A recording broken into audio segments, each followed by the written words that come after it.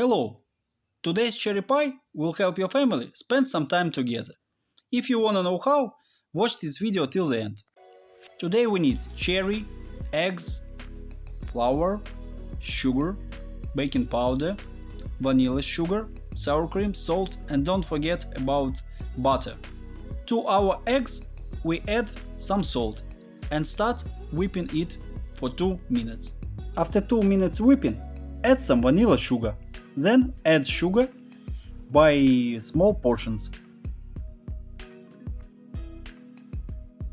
Take a bowl and mix sour cream with warm butter. Add our mix to our eggs. After 1 minute, add flour and baking powder and continue mixing until we get homogeneous dough. Ask your nearest and dearest to help you get bones out of cherry. While doing it, ask how was their day. It is a very easy and important question. Now butter our form and put dough to our form. Make a smooth layer of dough. Now put our cherry to our dough and put everything to oven for 40-45 minutes. Now our pie is ready. Don't forget to give pieces of it to those who help you. This pie gives a real taste of summer. Enjoy!